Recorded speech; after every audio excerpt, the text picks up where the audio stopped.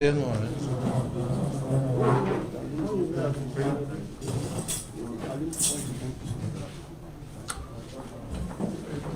Où est la nuit?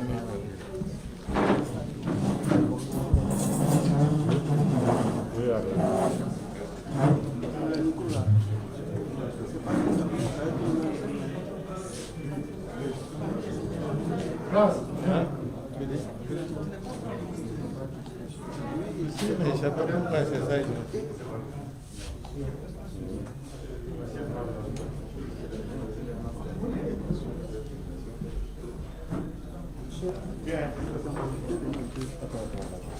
Chers confrères de la presse, mesdames et messieurs, camarades militants, mesdames et messieurs, avant d'aller un peu plus loin, je voudrais qu'on s'assure que nos téléphones portables sont en mode silence ou éteints carrément pour garantir la sérénité de nos échanges. Nous sommes donc réunis cet après-midi à l'invitation du secrétaire général du Front populaire ivoirien, Dr Assou Adou, pour un échange avec la presse. Comme vous le savez, cette cérémonie aura deux parties. Maintenant, il va donner lecture du propos liminaire et juste après, nous allons procéder aux questions-réponses. Merci les amis de la presse, merci mesdames et messieurs d'être là et d'avoir répondu si nombreux à l'appel de la direction du travail.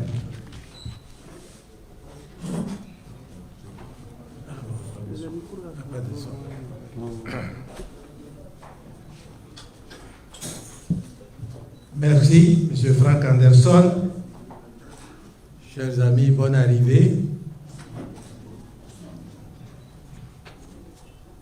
Mesdames et messieurs les journalistes, mesdames et messieurs les professionnels de la communication et des médias sociaux, mesdames et messieurs, je voudrais vous témoigner à nouveau, au nom de mon parti, le Front populaire ivoirien, toute ma reconnaissance pour votre disponibilité et votre contribution à l'animation de la vie politique en Côte d'Ivoire. Je vous remercie infiniment pour avoir répondu aussi massivement à notre appel. Mesdames et messieurs les journalistes,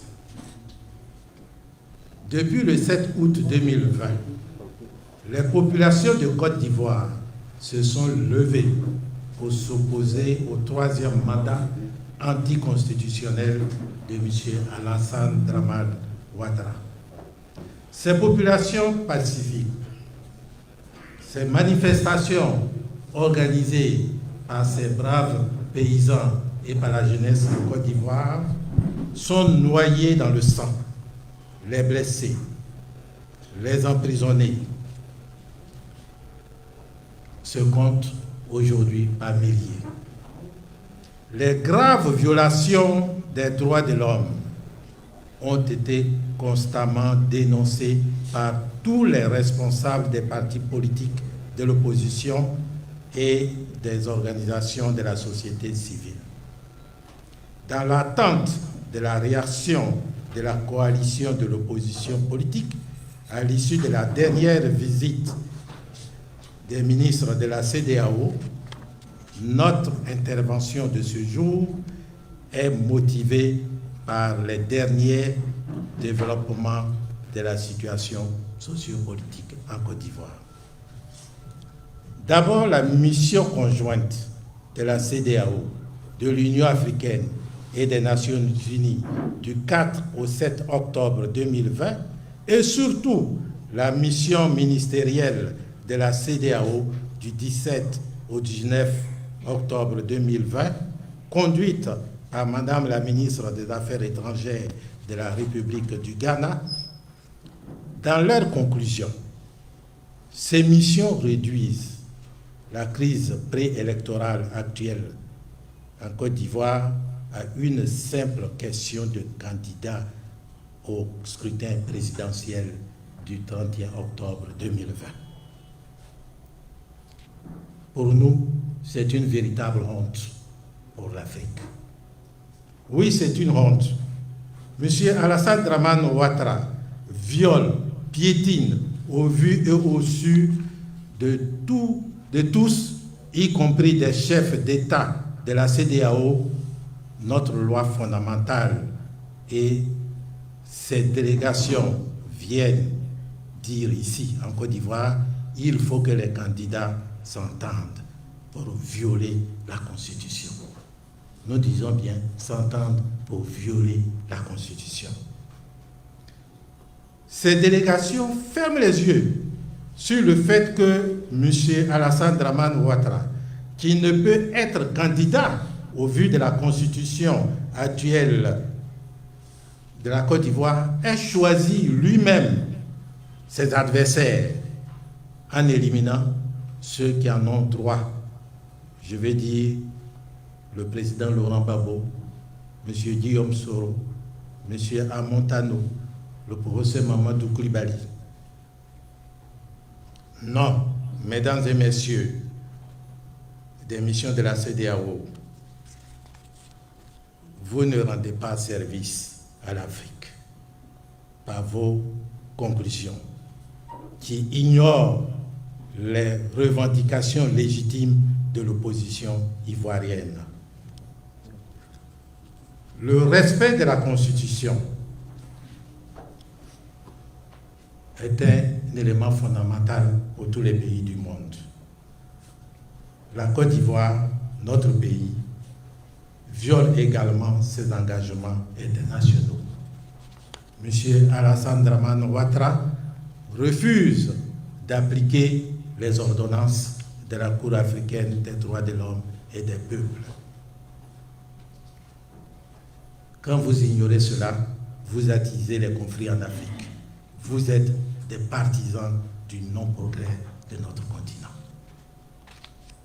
Pour nous, au Front populaire ivoirien, la crise préélectorale actuelle pose principalement et essentiellement la question de la construction d'un État démocratique, d'un État de droit en Côte d'Ivoire. La Côte d'Ivoire n'est pas et ne sera jamais un royaume où le suzerain dit et fait ce qu'il veut. Le deuxième fait qui motive notre prise de parole de ce jour est le non-respect par M.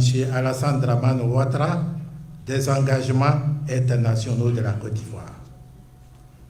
M. Alassane Dramane Ouattara s'oppose à l'application des ordonnances, comme je le disais tout à l'heure, de la Cour africaine des droits de l'homme et des peuples. La Cour africaine des droits de l'homme fait injonction à la Côte d'Ivoire de remettre le président Laurent Gbagbo et le Premier ministre Guillaume Soro sur la liste électorale. Il fait ainsi de la Côte d'Ivoire, en refusant d'appliquer ces ordonnances, un État voyou. La troisième raison, le troisième fait important que nous voulons souligner, qui nous amène à parler devant vous ce jour, concerne les graves événements qui se déroulent à Yopougon, à Divo, à Bonnois, à Daoukro, à Bongouanou, à Bangolo et dans bien d'autres villes de l'intérieur de la Côte d'Ivoire. Oui, des individus abusivement appelés microbes, mais qui sont en fait des miliciens du RHDP, sont convoyés dans ces localités pour agresser et assassiner en toute impunité des manifestants aux mains nues. En recrutant des individus issus d'un seul groupe ethnique et en les convoyant dans ces localités, M. Alassane Dramane Ouattara crée artificiellement une opposition entre les autochtones de ces régions et les allochtones, ce qui constitue un prélude à des affrontements intercommunautaires. chose plus grave, parce que cela peut déboucher dans notre pays si nous ne prenons pas garde à une guerre civile. C'est une entreprise diabolique. La Côte d'Ivoire n'a pas besoin de ça. Le Front populaire ivoirien dit par ma voix, Ivoirienne, Ivoirien, nous sommes dans l'obligation de dire non à cette imposture de troisième mandat anticonstitutionnel de M. Alassane Dramane Ouattara. Ivoiriens, Ivoiriennes, nous avons raison d'exiger le retour du président Laurent Gbagbo, de tous les exilés, de la libération de tous les prisonniers politiques, civils et militaires. La Constitution ivoirienne, notre loi fondamentale, nous donne le droit de protester par ces moyens légaux contre l'arbitraire et l'injustice. En tout état de cause, pour la paix en Côte d'Ivoire, le Front populaire ivoirien, parce qu'il est encore temps, demande l'arrêt de tout le processus électoral. L'arrêt de tout le processus électoral. Le Front populaire ivoirien demande également le report de l'élection présidentielle. Et le Front populaire ivoirien demande l'ouverture d'un dialogue inclusif entre toutes les parties prenantes. Ivoiriens, Ivoiriennes, le pays nous appelle. Personne ne fera le combat à notre place. Lèvons-nous, la lutte continue. Je vous remercie.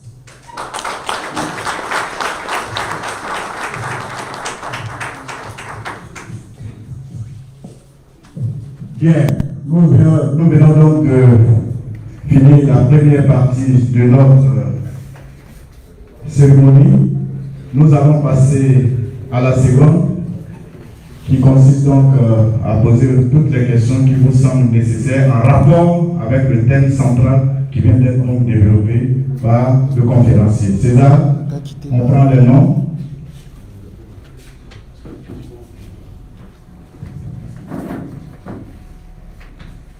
César, nom, organe, question. Merci.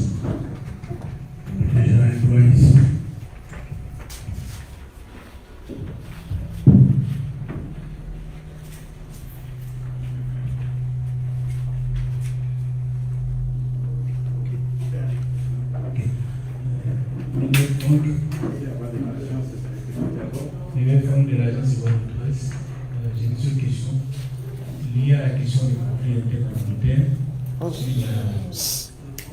La question des conflits intercommunautaires. La question des conflits intercommunautaires, notamment ce que vous avez appelé les microbes.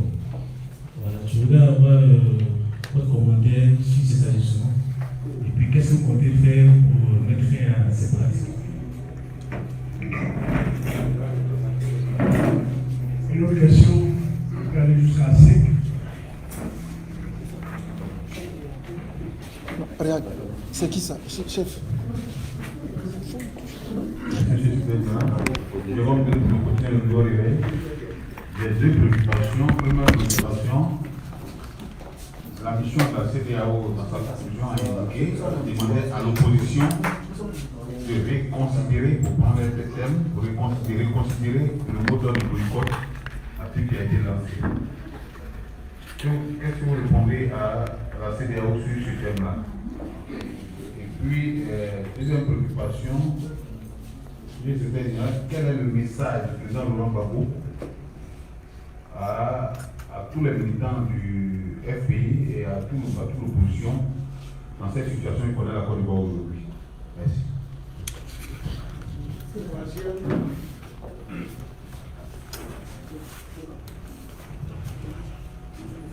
Ici, pour la Sibouri, d'abord,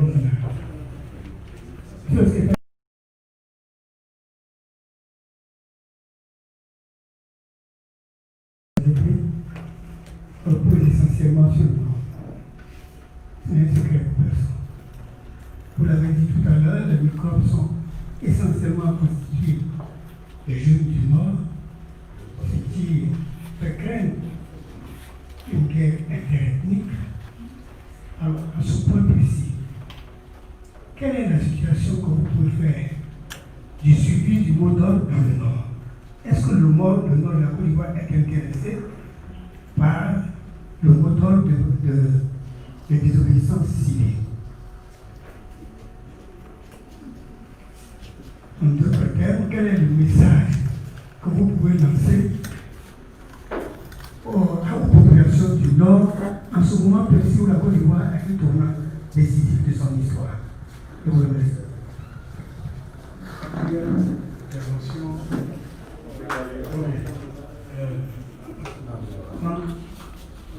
Je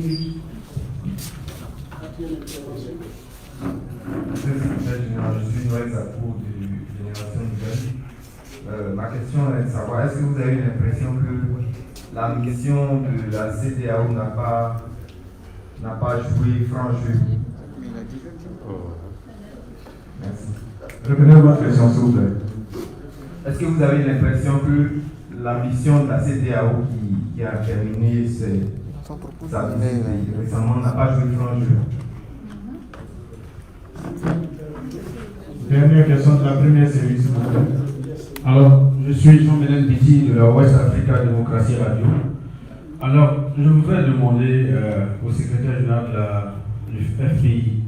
C'est vrai que la CEDEAO, la mission de la CEDEAO a pondu une déclaration qui ne rencontre pas l'adhésion de l'opposition, mais en tant qu'opposition, quelles sont les actions que vous comptez mener à l'extérieur pour pouvoir vous faire entendre? Parce que c'est comme si les gens de l'extérieur, les décideurs, les partenaires internationaux n'étaient pas vraiment au courant de tout ce qui se passe en Côte d'Ivoire. Quelles sont les actions concrètes? On a vu le président Rico Nambidi au Ghana. Vous, qu'est-ce que vous comptez faire?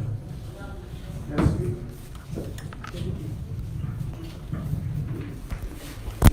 Bien, merci.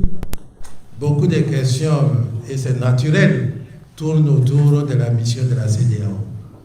Donc, je vais d'abord répondre à la question concernant le Nord et ensuite je répondrai à la CEDEAO.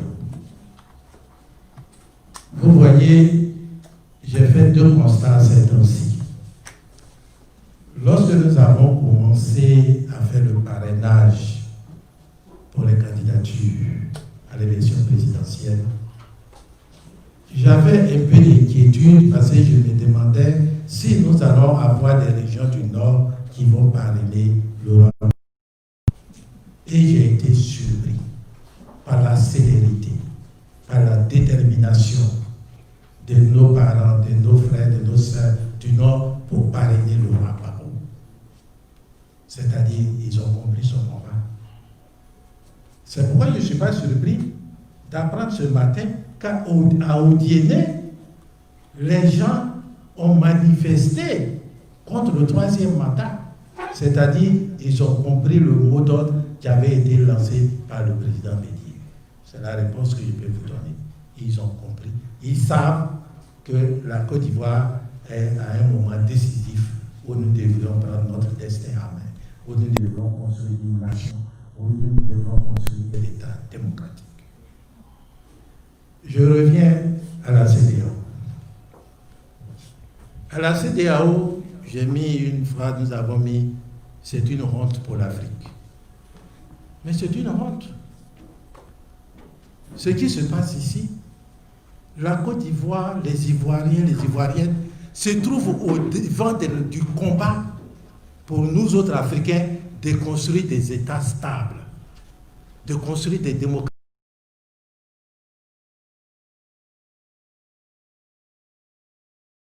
Ne coupe pas sa tête. De faire de telle sorte que l'alternance puisse se faire de manière pacifique et démocratique dans nos pays. Faire de telle sorte que dans un État, les minorités soient protégées. Faire de telle sorte que cet État démocratique, laïque, va nous permettre de construire avec nos différentes ethnies une véritable nation. C'est le combat qui est là. Ce n'est pas seulement l'élection du 31. Le 31, moi, je ne fais pas un fétichisme des dates. C'est une question fondamentale. Et vous venez dans un pays où le président, en exercice, a fait faire une constitution lui-même, et où ceux qu'il a mandatés pour faire cette constitution ont dit qu'ils ont fait, mais il ne peut pas être candidat. Ils ont fait campagne sur un référendum. Le ministre Amotano a montré le papillon qu'ils ont distribué partout, que M. Ouattara ne sera pas candidat et autres. C'est-à-dire pour la Côte d'Ivoire, c'était aussi un point de départ pour faire une alternance. On préteste qu'il y a eu un événement malheureux qui nous a touchés tous. Notre frère, père à son âme, Gon Coulibaly, est parti de manière inattendue pour dire je vais être candidat. Mais est-ce que c'est écrit dans la Constitution que s'il meurt, toi tu reviens en arrière? Que tu violes la Constitution? Ce n'est pas écrit. Et c'est ce combat-là que les Ivoiriens mènent. Ils se sont levés. Le 7 août, aucun dirigeant politique de ce pays n'avait lancé l'appel à des manifestations. Spontanément, les gens ont dit ça suffit. Ça suffit, nous sommes contre. Mais ils ont dit ça aussi, passé depuis 8 ans, 9 ans, et ils vivent sous une dictature. Ils vivent dans un régime de rattrapage ethnique. Et ils vivent dans un régime qui a un des points clés de son paradigme de gouvernement, ce qu'ils appellent le mouton brut, là où il est attaché, c'est-à-dire la corruption généralisée. Tout cela combiné, ils ont dit non. Et au lieu de les appeler pour vous asseoir et discuter, on répond par la violence. Et on est content de dire, au nord, il n'y a rien, c'est au sud seulement que les gens manifestent. Mais quand on est président pour tout le monde. On est président pour tout le monde, on n'est pas pour une portion du territoire. Donc voici la question qui est posée. Donc cette délégation de la CEDEAO qui vient devrait voir de près de quoi il s'agit. Il ne s'agit pas de la candidature de M. Bédier, de M. Afinguesa ou de Kakabe. Il s'agit de la démocratie en Côte d'Ivoire.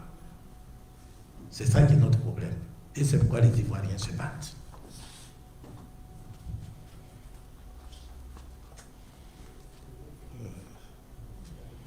Quelle autre question? Parce que j'ai tout mis ensemble. Hein. Le conflit interethnique. Pourquoi nous dénonçons? Bon, on a parlé des microbes. Continue. Voilà. Allô? Oui, je vais me lever. Allez. Bien, je dis on a parlé des microbes. Si nous dénonçons cela, c'est parce que c'est assez grave. Je crois que ceci s'est passé à Bonois. Ils ont convoyé des microbes pour aller attaquer. Et quand nous sommes allés pour visiter cette population meurtrie, dans l'intervention des populations de Bonois, ils nous ont dit ceci. Nous avions remarqué que chaque fois que nous voulons protester et que nous nous mettons en rang, en chantant, en dansant, pour dire on ne veut pas troisième mandat, gare à nous si on passe devant la mosquée. Gare à nous si on passe devant la mosquée. Nous sommes agressés. Quelle conclusion ils vont tirer? Ils disent que les gens ont déposé des personnes à la mosquée pour les attaquer. Mais à partir de là, tu peux immédiatement extrapoler pour dire ce sont les musulmans qui nous attaquent. Ce sont les Judas qui nous attaquent. Alors que parmi eux, peut-être qu'il y a beaucoup de non-Judas. Mais les gens constatent ce qui s'est passé. Mais ceci est très grave.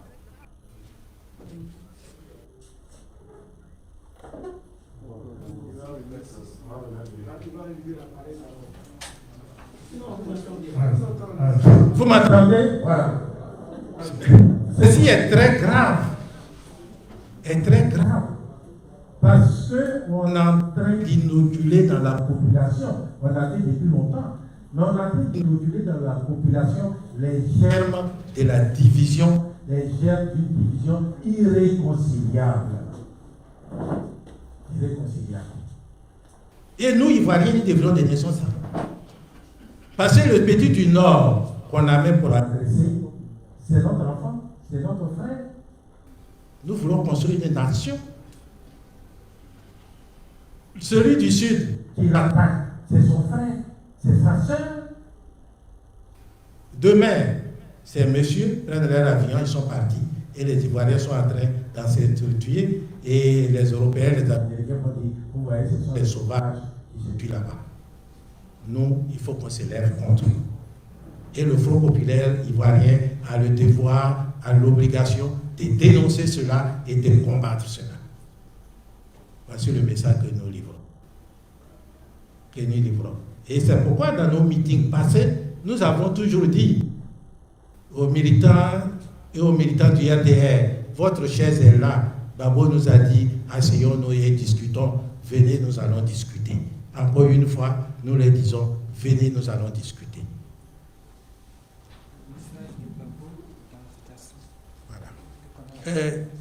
Le message du président Laurent Gbagbo n'a jamais varié. Il est toujours pour la paix. Le Front populaire ivoirien n'a pas été éduqué pour faire la guerre. Je dis toujours à nos militants, nous n'avons pas de milices, nous n'avons pas de machettes, nous n'avons pas de gourdins, nous n'avons pas de calages, nous n'avons pas de lance-roquettes. Mais nous avons la parole. C'est notre parole. Il faut s'asseoir et discuter. Même si vous faites la guerre, vous finirez par vous asseoir. Donc, mieux vous commencez par la discussion. Voici son message. Et c'est pourquoi il nous avait instruit depuis novembre 2018 de faire une campagne nationale de réconciliation nationale. Et nous avons fait. Nous avons rencontré les partis politiques, à l'exception du RDR qui a refusé de nous recevoir. Nous avons rencontré les confessions religieuses.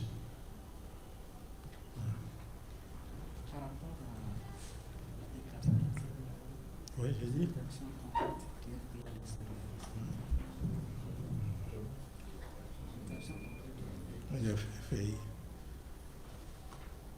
Vous savez que le Front populaire ivoirien et le PDCI RDA ont signé un accord cadre. Les deux partis sont membres de deux plateformes. Vous voyez à côté de moi le professeur Georges Amawagné qui dirige notre plateforme et qui participe à toutes les discussions. Donc les actions entreprises au nom des plateformes à l'extérieur, nous sommes partie prenante.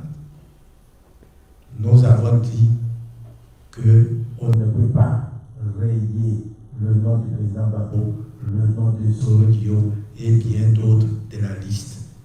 L'affaire est allée devant la Cour africaine des droits de l'homme. Et nous avons eu raison. C'est ça même qui fait que nous parlons de ça. Voici une institution, l'Union africaine, que nos pères, nos papas se sont battus au lendemain de nos indépendances en 1960 pour construire cet organe, l'Union africaine, pour faire de telle sorte que les Africains se retrouvent et avancent dans tous les domaines politiques, sociaux, économiques, scientifiques. C'est malheureux qu'en 2020, des responsables de cette institution nous fassent faire un recul de 50 ans. On ne peut pas accepter. On ne peut pas accepter. Je pense même que ceux qui ont créé cette institution, je pense au Kwame Nkrumah, aussi Couture et autres, ils sont en train de se retourner dans leur tombe.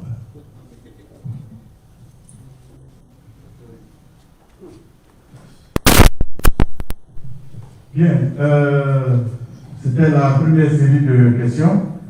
S'il y en a encore, on va prendre un ou deux derniers. S'il n'y en a pas. Bien. Ok, on fait le constat que le message est passé et bien passé, y compris le texte liminaire qui a été donc lu par le conférencier. Merci beaucoup, chers amis, mesdames et messieurs, merci d'avoir répondu à l'appel du secrétaire général.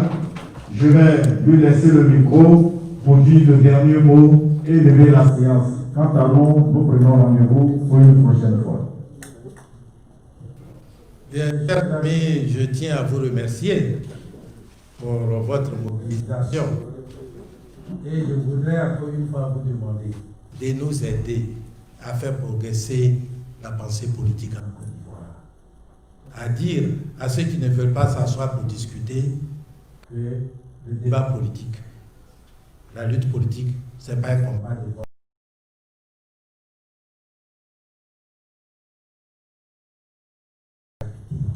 C'est pas ça la politique. La politique, c'est s'asseoir et discuter, faire progresser la pensée. Je vous remercie. Bien, c'est là que nous nous arrêtons pour aujourd'hui. Sur ce, la séance est levée. Bon retour chez vous et nous comptons pour le bon compte rendu dans vos différents organes. Merci encore. À la prochaine.